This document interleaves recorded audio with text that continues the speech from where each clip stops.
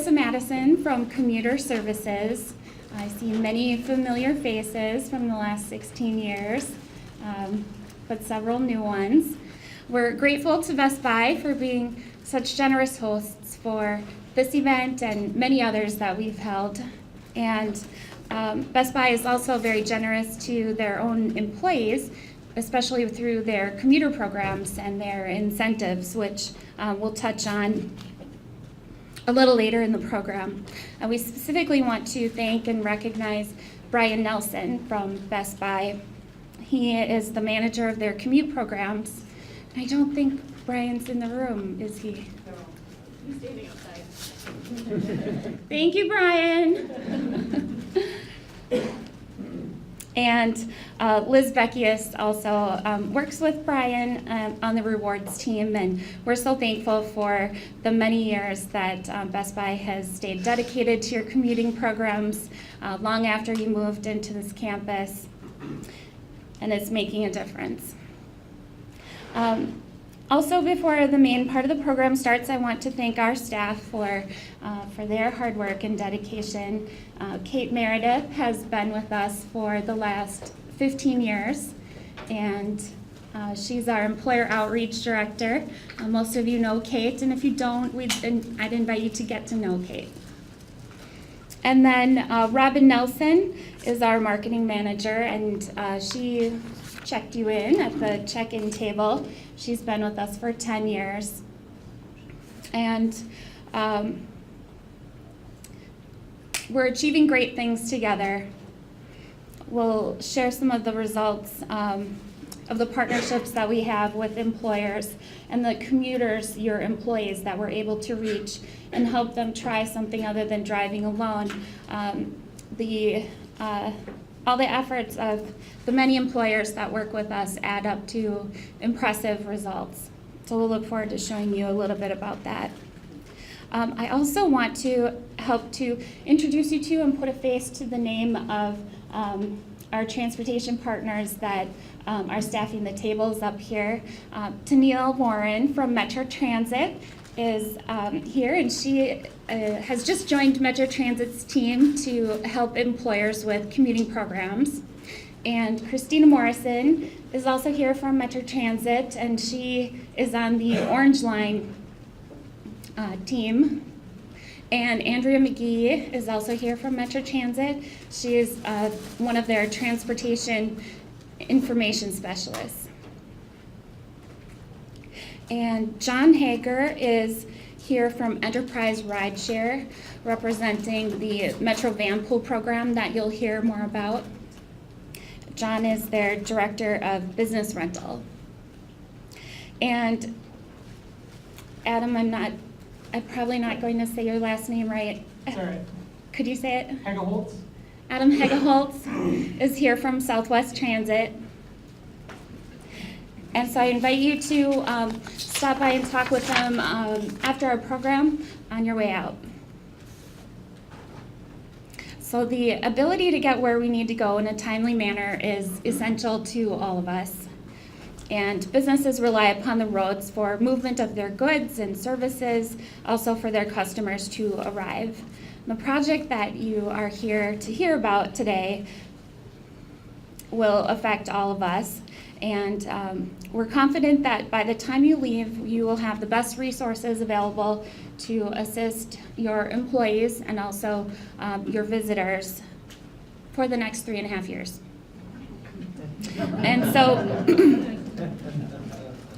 it's my pleasure to introduce Aaron Tagg from MnDOT as our first presenter. Aaron is the West Area Engineer, and Aaron helps manage MnDOT's programs and projects within Hennepin County.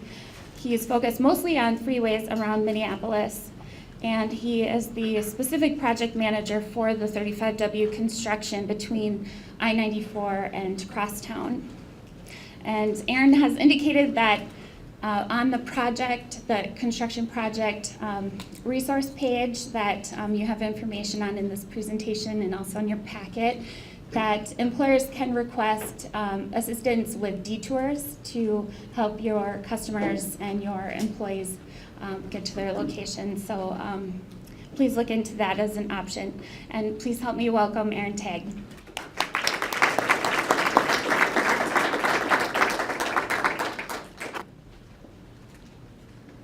Thank you, Melissa. So I'm here we're now like 36 hours or so away from moving into stage 2 of the project. So it's getting really real. So I'm here to talk about this big project we have going on south of downtown Minneapolis. I just want to note with this kind of opening slide, the view here, this is taken from the 24th Street pedestrian bridge. It's kind of an iconic shot of the downtown skyline. That pedestrian bridge is actually being demolished next Friday. We had an event on the bridge this morning, kind of last chance for photographers to take these shots, because when the bridge is rebuilt, it's going to be much more accessible to bicyclists and pedestrians, but it's going to be about 20 feet lower. So you'll still have a great view of the downtown, but it will not have quite the same elevation and shot that it does today. So what is this project about? So on 35W, it runs from downtown Minneapolis down to 43rd Street. It started last summer.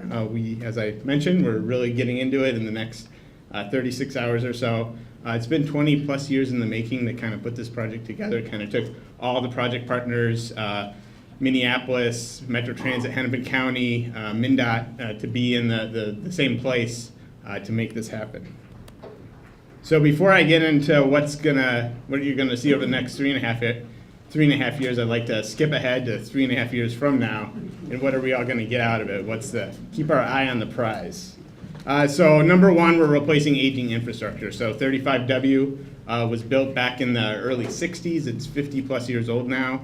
The pavement is worn out. There's a number of bridges that need replacement. We're doing that work, so we're replacing the pavement. We're replacing 11 bridges. We're rehabbing 4 bridges. There's a number of bridges that are going to be brand new bridges that will be part of the project.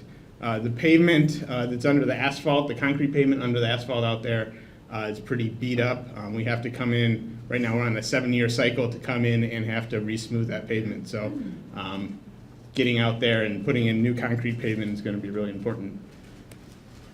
Transit improvements, and Kristen and Dave are going to get into this a lot more in a little bit, but there's 2 pieces of the Orange Line BRT project that are being built as part of this project. So there's the new 2-level transit station at Lake Street that will be in the center of 35W, somewhat similar to how 46th Street is.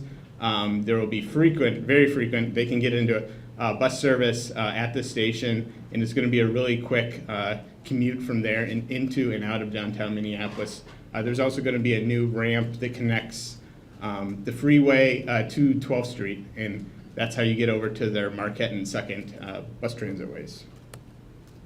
There's going to be improved access. So when 35W was originally built, Lake Street and the Lake Street business community was largely kind of left out of the plan. Currently, if you're going southbound on 35W, your first exit is at 35th, 36th Street. As part of the project, there's going to be a new exit to Lake Street. And then in the northbound direction, there is currently an exit to Lake Street, to the 31st Lake Street exit. But to the east of there and a little bit to the north, there's a number of really large employers. So you have Allina, Abbott Hospitals, Children's Hospitals, Wells Fargo, to just name a few. When they get off at 31st Street, they kind of have to, those employers or employees or their patients, kind of have to wind their way through the Lake Street neighborhood to get up to those employers. There's going to be a new exit to 28th Street. So that'll allow those employees and patients to get to where they want to go quicker and easier, and it'll also keep those people out of the Lake Street neighborhood. Mobility improvements. So there's going to be min-pass lanes added in both directions. Currently there is a min-pass shoulder in the northbound direction. That's going to grow up and become a real min-pass lane. And then the southbound direction, there currently isn't a min-pass lane until you get down to around 43rd Street, so there will be a new min-pass lane added. And then a couple of kind of ramp configuration changes that should have some significant improvements for congestion on both 35W and 94. if you would have taken 35W to westbound 94 a few weeks ago when the bridge was still there, you take the big flyover, it merges in with the 4th Avenue traffic, that becomes the Hennepin-Lyndale exit. Traffic that uses that ramp has to kind of what we call weaving with the traffic trying to get off at Hennepin-Lyndale. It creates a lot of congestion, creates a lot of safety issues. When the project is over, that ramp is going to come on the left side of 94. 78% of the traffic that uses that ramp continues west on 94, past 394, so they want to be in the left 2 lanes of 94 anyway. So we're putting them where they want to be, and then they're going to have their own lane through the tunnel.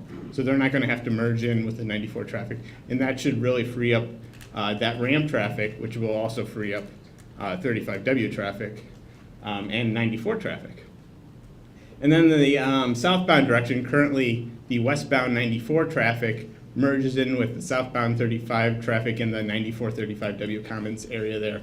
It has a quick merge. There's also often a lot of congestion that, especially on 35W, that often goes back to the river, if not further. There's going to be a new lane added from that entrance all the way to the new exit at Lake Street. So that will give traffic over a mile to kind of work itself out and get in the lanes that it wants to be. And then there will also be pedestrian and bicycle improvements. So picture at the top right there is the 24th Street pedestrian bridge that's going to be coming down next Friday. Obviously, it's not at all accessible. That is going to be replaced with a ADA accessible bridge, much easier for bicyclists to use.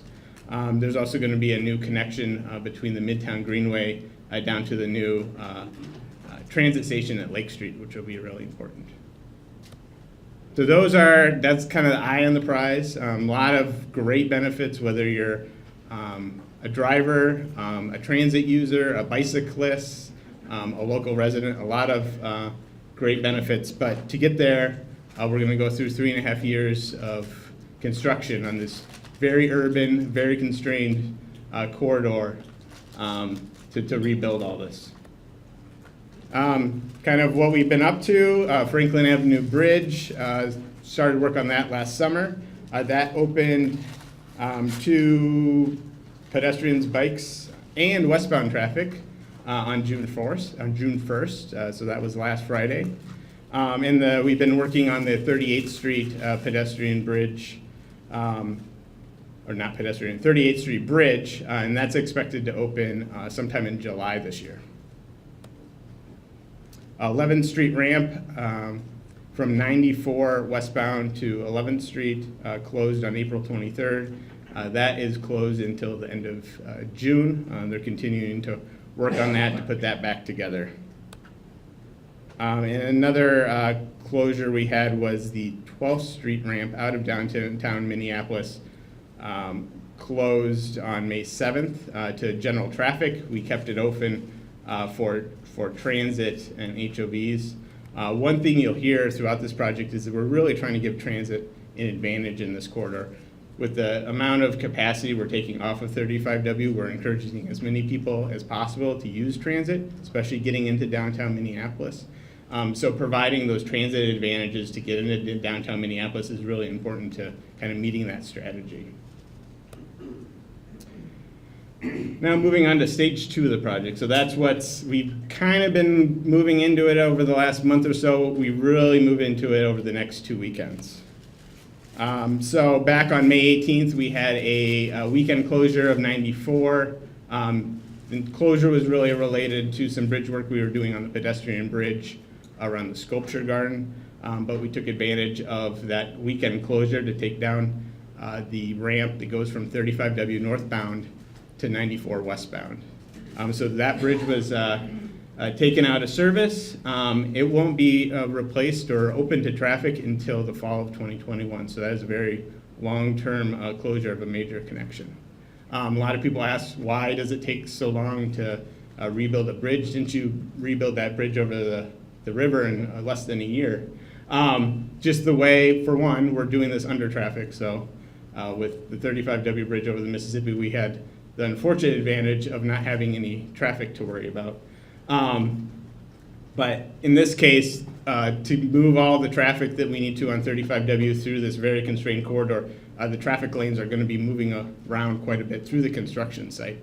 And so to get everyone through there safely and to build everything we need, we can't get all the pieces of the new bridge put back together until the very end of the project.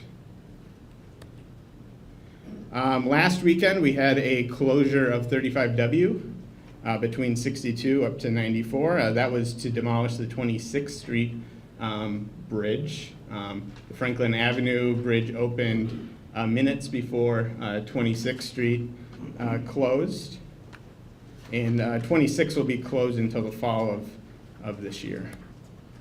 And coming up this weekend, June 8th, so tomorrow, starting at 10 p.m., 94 is going to close between 35W up to 394, and that's going to facilitate the demolition of the Highway 65 bridge over 94. And you might ask, what is Highway 65? Highway 65 is that direct connection from 35W into downtown Minneapolis. So if you're heading northbound on 35W, you can stay to the right and continue north on 35W, or you can stay in the left lanes, say downtown exits. Those downtown exits, that is Highway 65. So for 4 months, Highway 65 will be completely closed to traffic.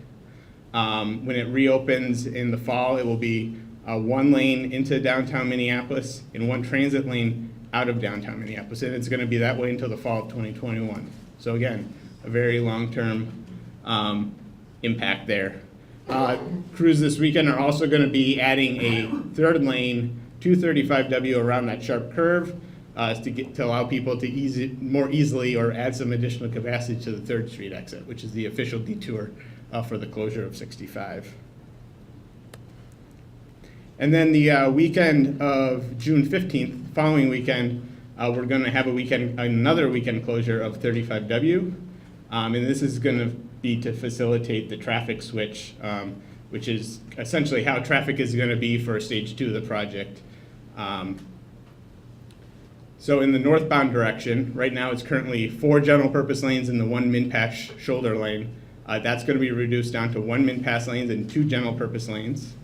And then in the southbound direction, 35W is currently 4 general purpose lanes. That's going to be reduced down to 2 general purpose lanes. So essentially, about half the capacity of 35W is going to be lost as we move into this traffic switch.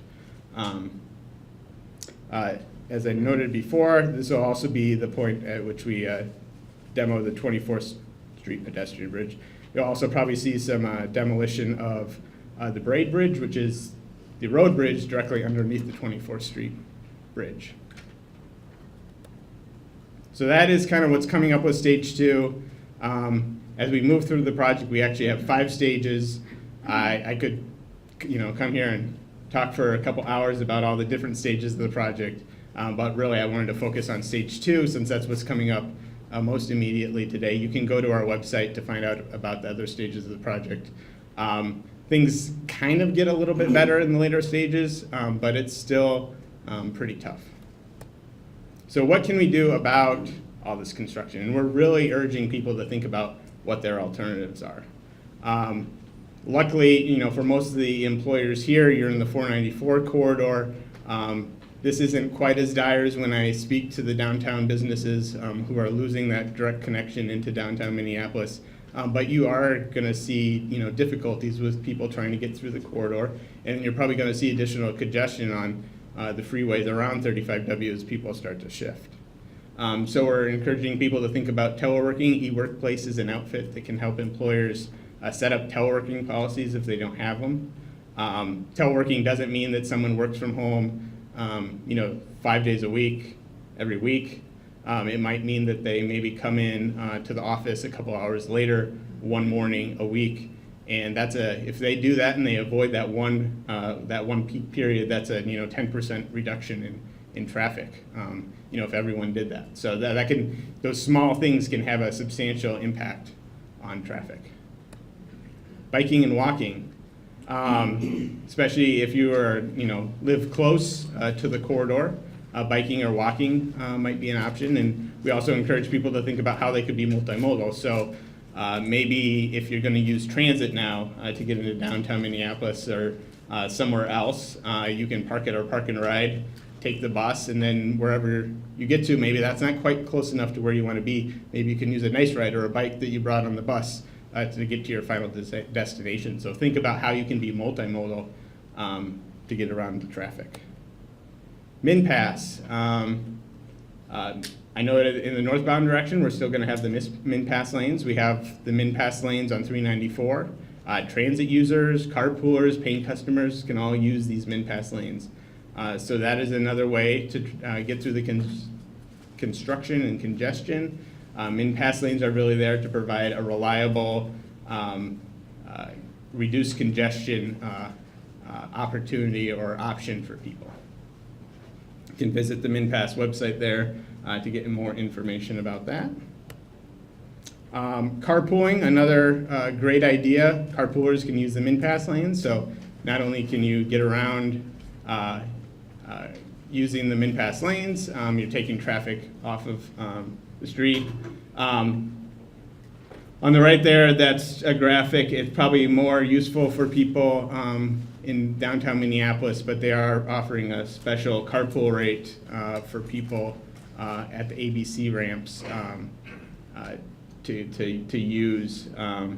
You can, does 494 have carpool information on their website? Yes. Yeah, so I would go to the 494 Commuter Services to get some information about carpooling along the 494 corridor. Alternative driving routes. So I mentioned before that we're adding that third lane in the northbound direction on 35W. We're also encouraging, especially depending on where you're coming from, to think about what your alternatives are. So you can use Highway 100 or 169 to get around to where you need to go. If you're somewhere more southeast, is there an option to get up and use 94 to get to where you need to go? We did do some temporary projects to add some capacity throughout the region. So on Highway 62 between Valley View and Highway 100 in the westbound direction, we added a lane recently, or striped in a new lane that will help get people to make that connection from 62 to 100 northbound. And then on 394, we recently restriped that out of downtown Minneapolis to add a fourth westbound lane from downtown Minneapolis out to Highway 100. So here is our project information. I have magnets up at the front at our little booth there. So feel free to come up, grab a magnet. It has our project website on it. You can go to our website, get all the latest information about what's closed, what's opened, what's closing when. You can also sign up for an email alert, so you get information almost weekly about when things are opening and closing. So that's a great way to kind of let us tell you what is coming up. We also have a project hotline, either by phone or email. Feel free to call us or email us to ask any question you have, concern, comments, complaints. We like to hear it all. With the complaint, this is a big project. It's going to have regional effects. If you're noticing something that you think, maybe there's a solution to an issue, feel free to email us and at least let us know about it. I can't guarantee that there's anything we can do about it, but if we don't know about it and we only have a limited number of staff and we can't have our eyes everywhere, if we don't know about it, we can't even look into if there's a solution to an issue that might pop up. So feel free to email us and at least let us know about the issue. And I think we'll do Q&A later. Well, actually, let's take questions after each Okay. of you, so that people don't have to try to remember what the questions are. Also, one other thing I noted, when I was going through the solutions, I left out the transit component. That was because my friends here are going to talk about that extensively. Usually that is the first slide of the presentation and on what your alternatives are. Test. So I'm kind of a sports nut, and we have a lot of traffic, of course, at the new US Bank Stadium. Is there going to be anything being done around the games that take place during the Viking season, or when we did the NCAA tournament in February, that's going to address some of that heavy traffic that's going to be in that very sites area for a very short window of time?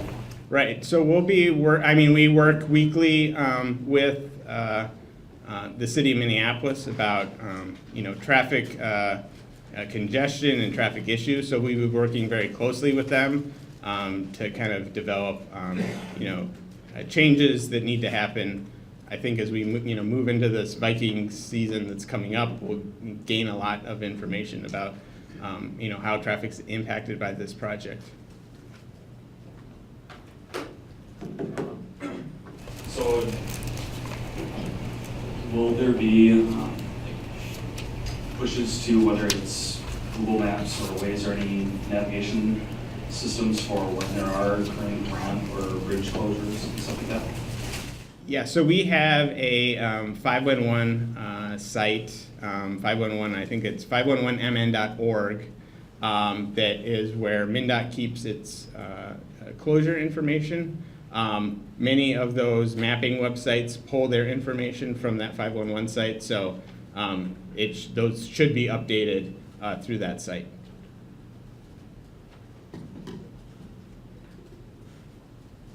Any other questions? So there's 2 winters between here and the end state. Will that present any additional snow removal challenges in the construction area? I will definitely be stone removal challenges. We have great teams of contractors and plow operators. They're going to have to focus a lot of energy on this construction site. I mean, in that northbound direction on 35W, we're going to have 1-foot shoulders. So we really won't have a lot of snow storage space, which is always a difficulty, but we'll be working as hard as we can to keep 35W as operable as possible during those snow conditions.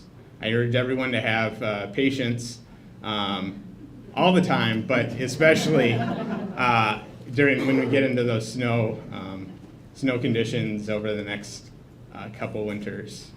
And just thinking about kind of what challenges there will be in the 35W corridor. Do you have any projections what the impact is going to be on traffic congestion for some of the other major side routes like Highway 100, 169? We know that there will be impacts. The extent of it, we don't really know. It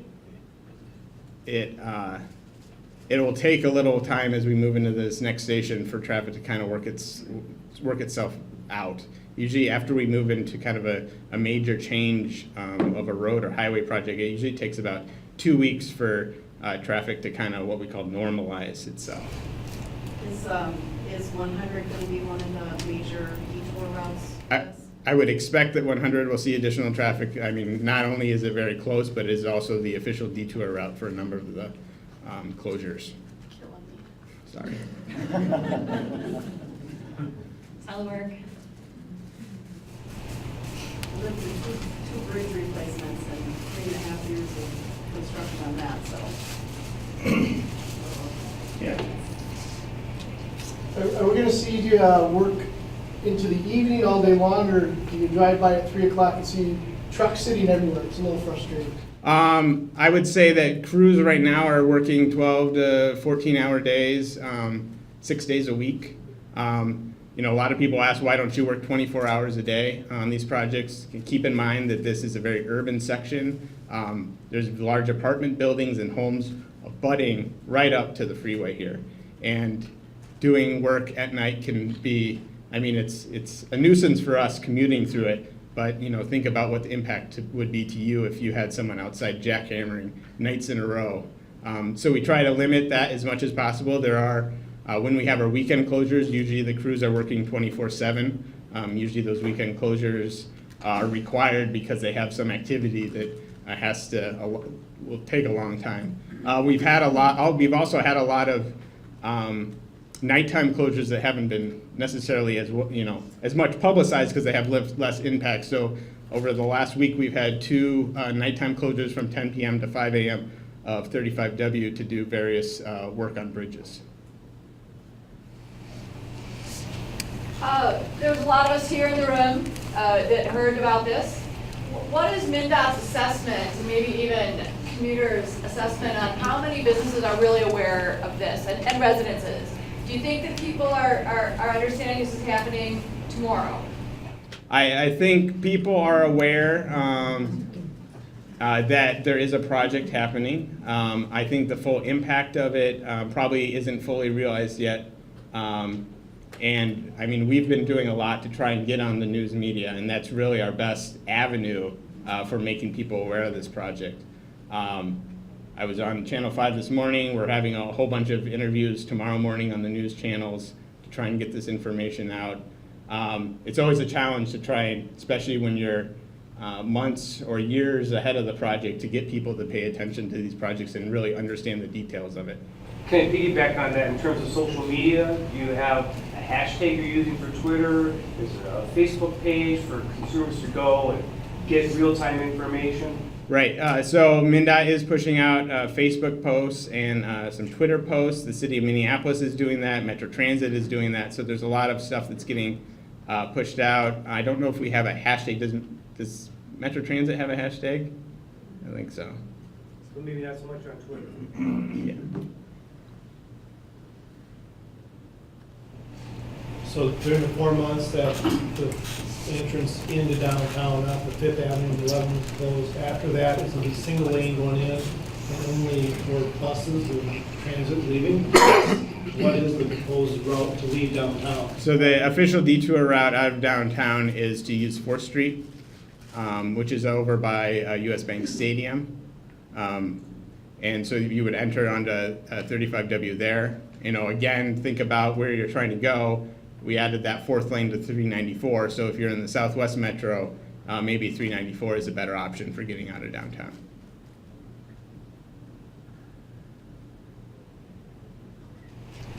So I'm just curious, I heard that MnDOT was planning what to do in our backyard, 494 and 35. How far out is that from? Right, so so my colleague Andrew Latoya is in charge of that 494 35W project. I don't have all the full details of it. I do know that it was recently chosen through our Corridors of Commerce program and got a lot of money. So a project is in the works. I believe it is in the 22 timeframe for construction to start on that. We'll have more on that specific topic at our State of the Commute this fall. Any other questions for MnDOT? Okay, and we'll have another question period after Metro Transit speaks. If you think of something else for MnDOT, Aaron will be here. Yeah. And also you can speak with Aaron after the program. Thank you. Thank you.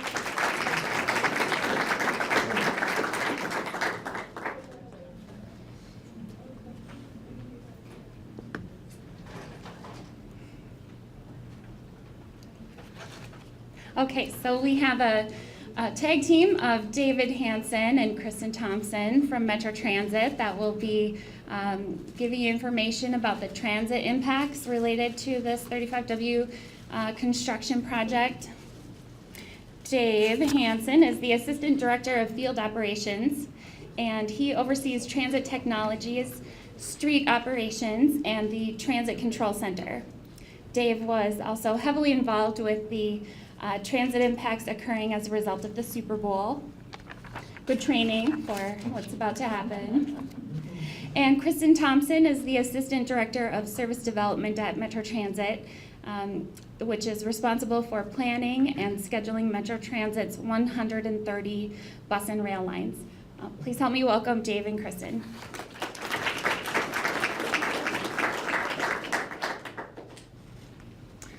Hi everyone, thanks for coming today. I'm Kristen Thompson from Metro Transit, and before we dive into the details of the impacts of this project on Metro Transit and part operations, I'm going to follow Aaron's lead and talk about the future of 35W and the Orange Line. So the Orange Line is actually part of the reason for this larger MnDOT project.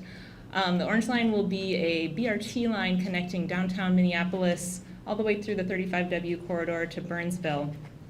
It's today the most heavily traveled express bus route corridor in the region, We carry 14,000 bus rides each weekday on 26 routes. That's both MBTA and Metro Transit routes. With the addition of the Orange Line project, we're expecting to see ridership nearly double by 2040. The project will expand the all-day, evening, and weekend service available in the corridor, so we'll better serve the access to the, the 56,000 jobs and the 81,000 residents who are outside of downtown Minneapolis in the corridor. The project really leverages previous 35W investments. It's sort of a stepwise improvement. So we have the 35W and 46th Street station already built, bus lanes downtown on Marquette and 2nd, bus-only lanes and min-pass lanes that exist and are now being expanded as part of this project. And then with the Orange Line project itself, we're adding a new station at Lake Street, the 12th Street ramp, the Knox Avenue Transitway, new stations in the southern portion of the corridor, as well as improvements to the existing stations. So the service plan will be similar to what you see on our other metro lines, the blue line and the green line and the red line today, with frequent service 20 hours a day, 7 days a week. This will replace and represent an enhancement to our existing Route 535 service in the corridor, which today is weekdays only with more limited service. And it will complement the 24 express routes that are currently in the corridor that are mostly providing peak hour, peak direction service into and out of downtown Minneapolis. So where we are today with the Orange Line project is that all the local funds have been secured, woohoo!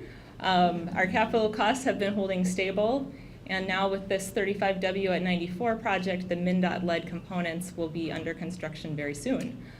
We've also completed our station design and are finalizing the transitway engineering this summer. Just to give you a little sneak peek of what's coming, the 12th Street ramp that Aaron mentioned earlier, this will provide a really slick connection for our buses between the min-pass lanes on I-35W and the Marquette and 2nd corridor in downtown Minneapolis. Today, mixing with local traffic on 11th and 12th Streets is one of the slow points for our service, and this will be a huge improvement, not just for the Orange Line, but for all of our express and commuter routes that use 35W. The 35W and Lake Street Station is another element of the project that we're really excited about. You can see what we have out there today is not at all inviting or welcoming to our customers. I don't think any of us would really want to wait for a bus out there, but people do, because Lake Street is such an important connection for us, such an important corridor in the community. What we're building is a 2-story, fully accessible station. It's beautiful too, and it will allow us to serve the station with 100 peak hour trips that can get to the core of downtown in 7 minutes. So this will be a huge improvement to access and mobility for the Lake Street corridor, and we're really excited to have it come. So next steps with the Orange Line project are we're on track to secure federal All Starts funding later this year, and then would hope to begin construction in the I-494 area in early 2019, with that being completed and the Knox Avenue Transitway ready in 2020. The Lake Street Station will open with the conclusion of this 35W at 94 project in 2021. And of course, throughout the project, we'll be continuing our public outreach and communication. And actually on your feedback form on the table there, if you're interested in Orange Line updates, you can check the box and you'll get added straight to the email update list. So I'd like to turn it over to Dave Hansen now to talk about some of the more immediate transit impacts that we're seeing in 2018. Hi, Dave. Thank you, Kristen. So as already stated, I'm David Hansen, overseeing the operation and how we're going to survive at least this next stage of construction by our bus service. I'd like to talk about some of the major impacts that we're already facing here in 2018. Of course, Franklin Avenue Bridge did open up on Friday. We have still not returned the Route 2 back to the Franklin Avenue Bridge yet, but that will be happening this weekend on the westbound direction. Our 26th Street Bridge closure, due to the demolition there, that is gone for 4.5 months. And of course, the routes that are impacted is the Route 11, and that is also greatly impacted by, of course, the 28th Street Bridge. So we have a rather convoluted detour for the Route 11, and so I encourage you to contact our website or our customer service for further detour information for the Route 11. The 11th Street ramp was closed, and that will open at the end of June. 12th Street ramp to southbound 35W, that did have lane restrictions. That was just open for us during the previous stage, but we will of course lose that. And then of course we'll go on our major detour for the 35W project itself. The 36th Street ramp, that remains open. The duration of that, we don't have a timetable on that yet as far as for that demolition. And then, of course, the 35th Street ramp closures that are going on now, that closes Friday, June 8th at 10 p.m., and that is for the northbound access to 35W. Highway 65, of course, is the big closure that's going to impact us the most, and that is our downtown access, and that'll close, of course, this Saturday. Actually, for us, Saturday, when I speak Saturdays, I speak of operation hours, but of course, it's 10 o'clock Friday is at the official time. So this is just a snapshot of course, Franklin Avenue Bridge. That was our impact of the Route 2.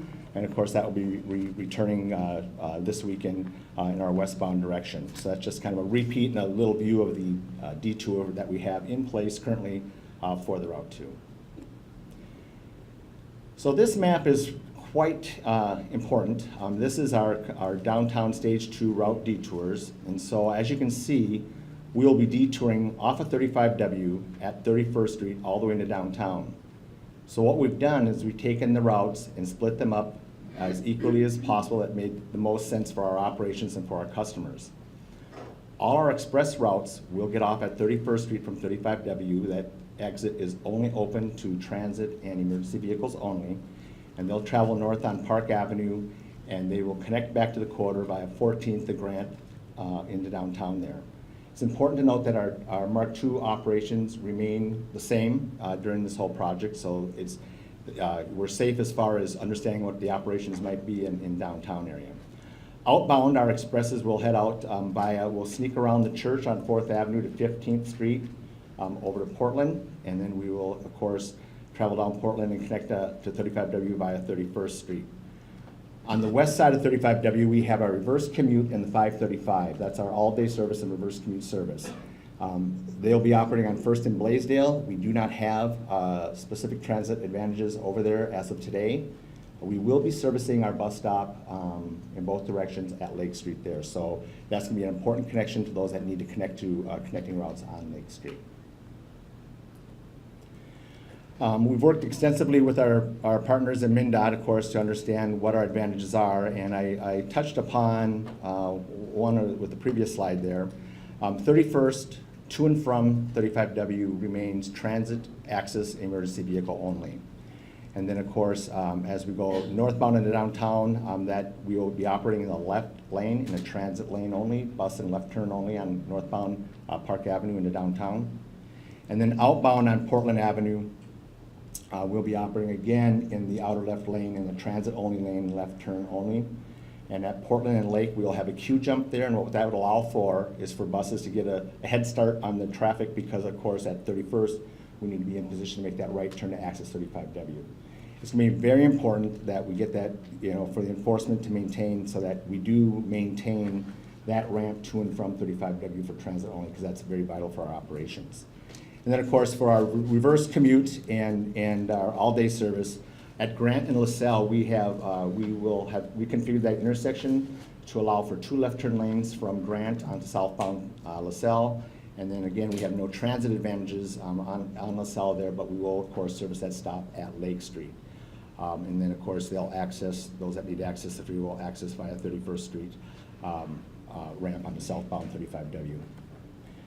So what we're working on here with our transit mitigation, our field staff will be out there very heavily enforcement. We have extra service. We've expanded our service. We've added extra service. And we do have a reserve of extra buses to identify the trips that might need assistance in being replaced or make up time. And so it's important that we maintain the frequency for our customers that are utilizing transit and taking advantage of transit to make this construction phase a little more palatable.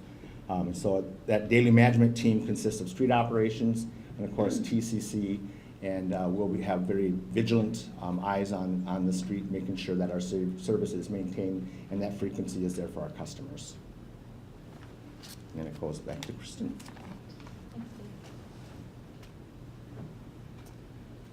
So we've been planning on this project for a long time and looking what we can do with the service. As Aaron said, transit is really part of the solution here during this project. where we want to be providing options to commuters and to other residents to be able to get around when getting around by car is going to be a lot harder. So with that in mind, we developed a package of service improvements that we could implement during the construction to improve the choices for commuters out there. So on most of the commuter routes in the corridor, we have been adding service to serve more work shifts in downtown Minneapolis. So starting this Monday, people will be able to access downtown for work shifts beginning 6 to 9 a.m. and ending 3 to 6 p.m., so building more flexibility into those schedules if people want to try working a little earlier or later. The biggest improvement that we've made is an enhancement on Route 535, which again is the precursor to the orange line. The little strip map you see off to the left is Route 535. We've improved the service on weekdays during peaks and off-peak periods, and that is in both directions, and so it provides access to the 494 corridor employers as well, people connecting out of downtown down to this area. We've also added weekend service to this route, so there'll be 30-minute service all day between downtown and the South Bloomington Transit Center. We think summer is actually a great time to try this weekend service because there's so many activities and events downtown. This will be a way that people can get out of their cars and try something else instead and reduce some stress. So complementing the bus service, we kind of tallied up all the park and ride spaces that we have available in the corridor to help us identify where to send folks, where the best opportunities are. The blue line we think is going to be a huge attraction for new riders. That's actually a great solution for getting to your Vikings game or your downtown events. But we have about 950 spaces available currently on weekdays at our park and rides at 28th Avenue and at Fort Snelling. And I think folks are going to be really attracted to that service, that seamless connection into downtown. We also have quite a bit of capacity right out of this building here. We have a park and ride. It's called the Knox Avenue Park and Ride here adjacent to the Best Buy property, and we have about 350 spaces available there. Other park and rides with some capacity available include Kenrick down in Lakeville, as well as the Southdale Transit Center. So kind of a good swath of the South Metro. We have park and ride service available. The pink area on the map is MBTA's service area, and I don't believe they're here today, but they have been developing their own plans for service during this period, and they've got some brochures up here on our table, so feel free to grab one of those or check out their website if you're looking for that. So along with our partners on the project, we've been encouraging folks to consider travel alternatives. As I mentioned, perhaps flexing their schedules with the earlier or later trips that we've added. Perhaps using local routes to connect with our commuter and express route network or to the Blue Line. Also carpooling, van pooling, teleworking, bicycling, walking, pretty much anything but driving alone in your car is going to be a good option during this period when we have so little capacity out there on 35W. Metro Transit has been doing its own pretty robust communication campaign to communicate with riders and potential riders. So we have a dedicated website that you see there that's being updated with new information as it's available. And now we have it kind of as a banner across the top of our Metro Transit homepage to really catch people's attention. We are also encouraging people to sign up for our Rider Alert subscription service. This lets people who ride a particular route sign up for alerts specific to that route. So if a stop is going to close, we have a last-minute detour happening, any kind of service change that may come up, you'll get notified of that if you're subscribed to these alerts. So this is a great way to stay up to date on things that may be changing throughout the project. We've also been doing a lot of commuter events and transit fairs, just like this one, and a lot of them are downtown as well. Coordinating with the TMOs on employer outreach. We also have a marketing campaign underway. This includes some Skyway ads, targeted social media, all kinds of different strategies to reach riders and potential riders. Our own customers we are talking to this week as they board buses on Marquette Avenue. We've also done some targeted emails and information of that nature. So we're really trying to get the word out to all our riders and anybody who might be interested in trying transit about the service that's available and the service that's been expanded during this project. So with that was my last slide. Dave or I would be happy to take any questions you might have about the transit piece. So I've got a question about retention of commuters. So obviously this is for a specific time window. But is it the goal to have like a 20% retention of new ridership? Or what's the longer range mass transit strategy here? We're trying to increase ridership not just through this window, but Definitely, yes. You are absolutely right. A good comparable situation, not quite comparable, but similar, was last year when the I-94 West corridor was under construction. We saw a huge bump in our ridership on North Star commuter rail coming in from that way, and that ridership bump has stayed with us. And we didn't even do anything to change the service. That was just with the existing service. So with this, we're hoping to see new riders attracted and stay with us. It will be, I don't think we have a specific goal, but monitoring that to seeing if there's anything we can be doing differently to keep people with us, during construction and beyond. Yeah. So is your website updated now with the route changes or time changes already? Yes. And are you adding additional buses for some of like from Kenrick Avenue in? Is there more buses planned for the additional riders? Yes, absolutely. We've all the routes in the corridor have some additional service, and we've also adjusted the schedule times to account for some of the anticipated delay. So those schedules are out on our website now, and the service changes go into effect over the weekend. All right. Seeing no other questions, I'll turn it back over. Okay, thanks. Thank you so much. I like to tease MnDOT that we're the good news, there may be the bad news, and so. I'll be back in 3 days. Yes, more good news to come in 3.5 years. So commuter services, we're your local TMO, and TMO stands for Transportation Management Organization. And as you know from our emails and from working with Kate, we provide robust resources to help employers and commuters. We like this slide. Studies show that when employers provide commute options such as a transit benefit or preferential carpool parking or van pools, 1 in 5 employees will happily kick their solo commuting habit, which is a 20% shift. Employers that offer a commute subsidy or commuting programs are 3 times more effective at shifting their drive-alone employees into an alternative mode. And an interesting statistic that we've found is 9 out of 10 employees consider their commute part of their workday. So they associate their perhaps difficult commute with starting their workday. This slide will give you information about our services for your employees, for the commuters. We have a free ride matching service that is regional, and it pairs individuals with people who either work at the same company or along the route if the individual elects that they're open to sharing a ride with somebody outside of the company that they work for.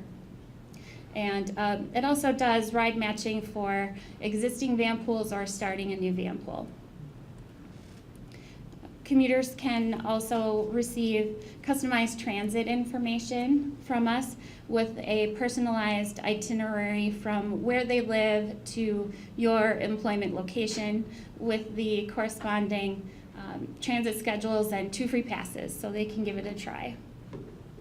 And we have fantastic bicycle commuting resources, route planning recommendations, a bike map with commuting tips and the Minnesota bike laws.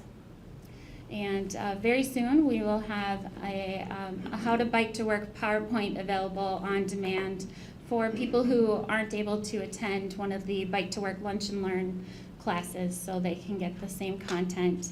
And there is a regional guaranteed ride home program that provides a safety net for people who do something other than drive alone for their commute 3 or more days per week.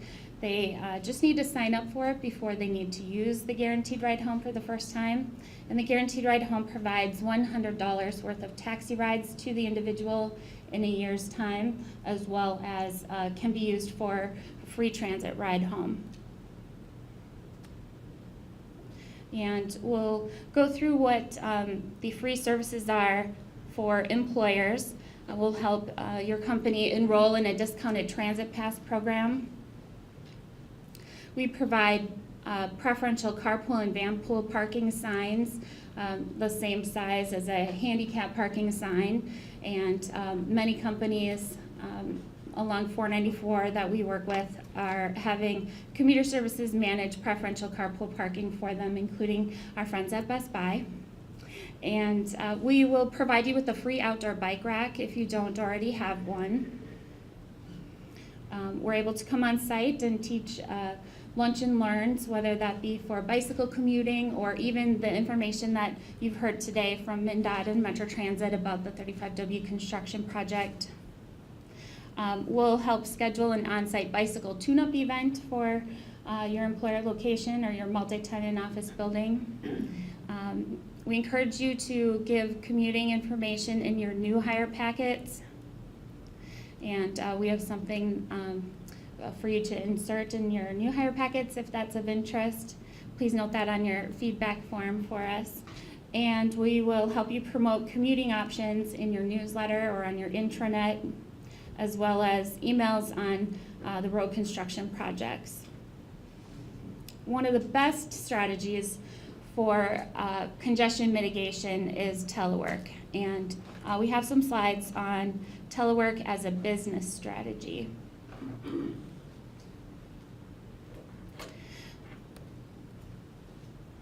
So the telework industry has found that employees who telework often donate their commute time back to their employer. And telework maintains productivity in the face of traffic congestion, natural or man-made disasters, weather-related emergencies. One of the main things that we counsel employers on is that telework is not an employee benefit or an employee right. It is a workplace strategy. And telework works when the job is right, when the employee is a good fit, and when the employee supervisor is supportive. And some statistics about teleworking as a business strategy in terms of the return on investment. And this is based on a review of 60 case studies for that were done for Twin Cities Telework Week in 2015. Telework increases worker productivity between 10 and 20%, reduces employee absenteeism, increases employee morale, as well as recruitment and retention. There's better communication for employers across time zones. Metro Transit implemented a telework strategy back when eWorkplace was created, and Metro Transit has deployed telework across a number of their departments, including with their unionized employees. And so they have a great case study. I like to point them out because if Metro Transit can roll out telework, many of the rest of us can. Telework can lower facility costs with lower demand for parking spaces and is, of course, an environmentally green program. And your Gen Y and your millennials are coming to expect telework. And this slide is actually adopted from Ecolab. Ecolab used this slide earlier. Work isn't a place that you go, it's a thing people do. I think that's a nice way to frame it up. And telework is all about work, period. So if you have someone that has been given the ability to telework and you're not seeing results, or they go away and it's hard to communicate with them or hear back from them, they're not a good fit. And we encourage you to bring them back to the office and stop that arrangement immediately. And we've found that the challenge isn't convincing employees to telework. They already want to telework. The challenge is with managers who need to learn how to manage by deliverables instead of walking around.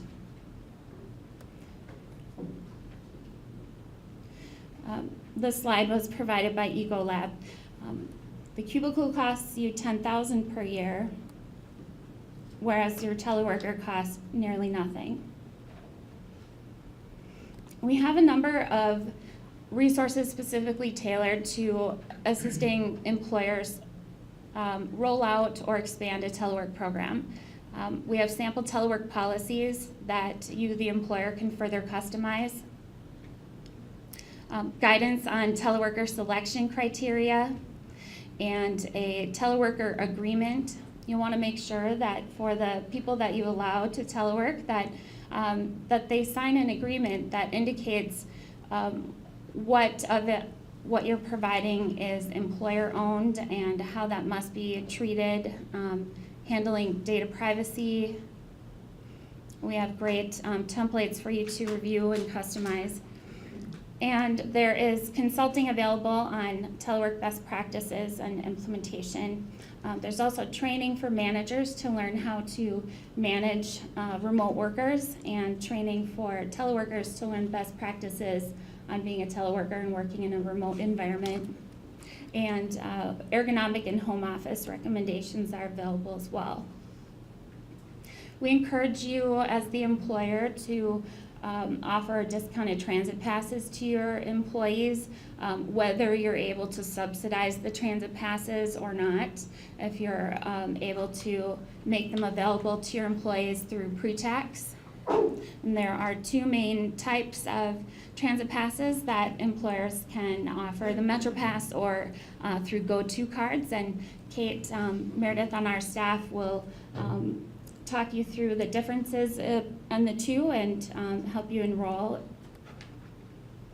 Transit passes can be offered one of three ways, either as a pre-tax or with an employer providing either the pass for free or with an employer subsidy. We find that 75% of the employers in the Twin Cities that offer the Metro Pass do provide a subsidy, and the average subsidy for Metro Pass is half the cost. You could also offer it as a combination where you, the employer, subsidize a portion of the cost of a transit pass and the employee pays the rest via pre-tax dollars. Carpooling is something that works well for employers that are located out in the 494 corridor, especially if your location is not well served by transit. And commuter services can help your employees find someone to carpool with. And several employers that we work with offer gas gift cards as incentives to encourage their employees to carpool. Carpool parking has become a big incentive out in the 494 corridor, where, as I mentioned, the commuter services can provide the free carpool parking signs, and the phone number on the sign is actually commuter services phone number. So your employees who are not yet carpooling but would see that there is a preferential carpool parking available, they would call commuter services office, inquire about it, and when they are carpooling with someone, we would enroll them and provide them with a hang tag that goes from their rearview mirror, so it's a visual indicator that they are approved for using preferential carpool parking. And then commuter services provides the employers that offer it access to real-time information on your registered carpools, or can provide you a monthly list or with what frequency works best for you. There is a Metro Van Pool program available, which is subsidized by the Metropolitan Council. And our friends and partners from Enterprise are here to answer specific questions about that. The Van Pool program is subsidized at 50% by the Metropolitan Council. And van pools are a great alternative if you have employees in pockets of the Twin Cities that are not well served by transit, especially with direct access to your employment location. Van pools are an individual agreement between the driver of the van pool and Enterprise, and the driver is able to use the van for night and weekend use. The volunteer driver keeps the van at their home at night, and then would go and pick up the riders either at each individual's home or at a designated park and ride. The van pool driver and the riders of the van pool have have a lot of say in how van pools will operate. And each van pool comes with $1 million worth of liability insurance on it, which is provided by the Metropolitan Council. And it includes all of the maintenance and repairs that need to occur with the van, and includes also 24-hour roadside assistance. And to start a van pool, or to, if an individual wants to leave the van pool, there's only a 30-day notice required, so it's not a long-term contract. And we've had fantastic success with van pools for employers, including here at Best Buy. So Best Buy now has 12 van pools serving this campus from the multitude of areas around the Twin Cities.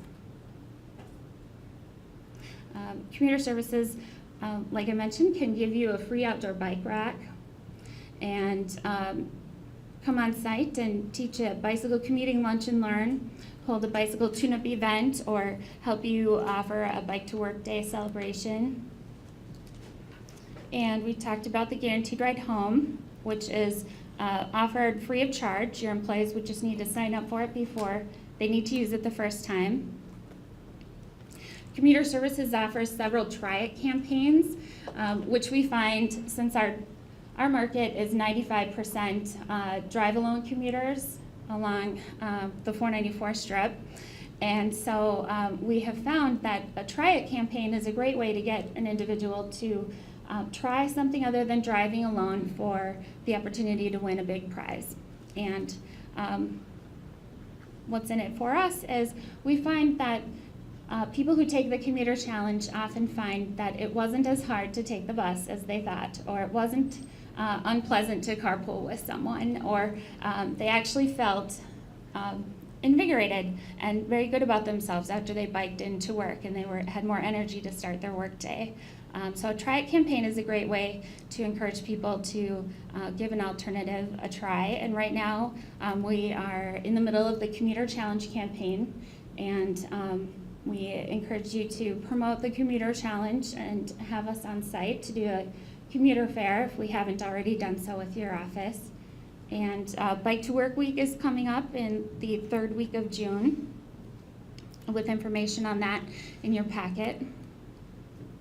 We encourage you to hold regular commuter fairs so your employees can stop down and ask us questions about their specific commute and get answers about their specific commute.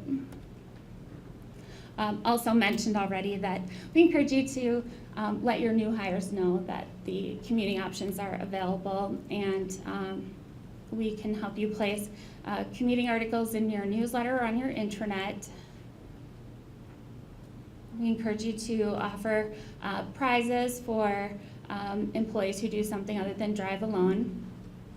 And just to highlight Best Buy and their commuting programs, Best Buy offers a free Metro Pass to any of their employees who are willing to take transit 3 or more days per week.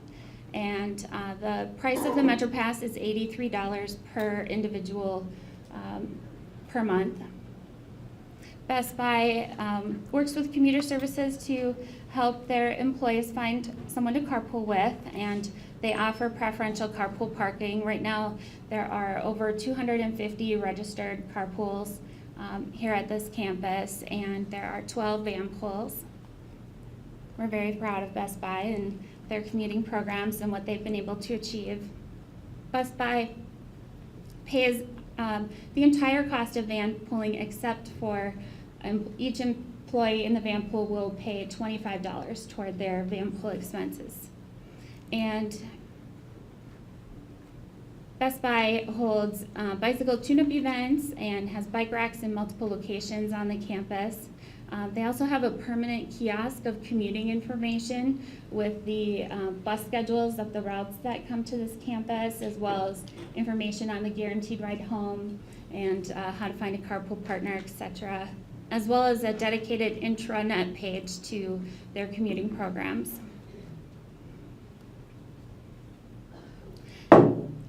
And just a slide or two here on how working together adds up to meaningful results. So 2 years ago, through the commuter fairs that we were able to hold with the employers that have us on site and those that have implemented commuter programs, we were able to help facilitate the formation of just shy of 1,600 new carpoolers, 1,800 new transit riders, 1,700 new bicycle commuters, almost 700 new teleworkers, and 11 new van pullers, which added up to 5,800 drive-alone commuters who switched from driving alone into a sustainable commute mode 3 or more days per week. And so we have time for more questions. If you have a question about commuting programs, or if you thought of something else you'd like to ask Metro Transit or MnDOT. I'm just kind of curious, there's only so far you can go on transit, but there are, do you have any idea how many people work in the Twin Cities that live beyond? For example, you can't take a bus much beyond Apple Valley or Lakeville, for example. And is it really just not feasible to consider extending service beyond those destinations? Right, so transit service is really dependent upon density. So a density of where people live and also where people want to go. And van pooling is a great option for people who live in the further reaches of outside the 7-county area, who are traveling inbound where there's not a transit option available. Do you have any other thoughts on that question?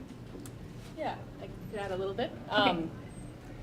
I guess two additional factors I would look at is we plan our transit service based on transit market areas in the Twin Cities region, and that is based on things like employment density, population density, and the density of people who don't have cars. And so there are places outside of the core cities where kind of the demand for transit dwindles. But one way that we bring people to transit who may live in those areas is through our park and ride system, where that lets people drive to a point where we can meet them with good, frequent, fast bus service to get to where they need to go, primarily to downtown markets, but it can also be an option for people heading elsewhere. Perfect, thank you. Mm-hmm. Any other questions? No question is a dumb question. Do you feel ready for this? Okay, well, thank you so much for coming today, and please visit our partners for additional resources and kindly fill out the evaluation sheet for us. Thank you so much.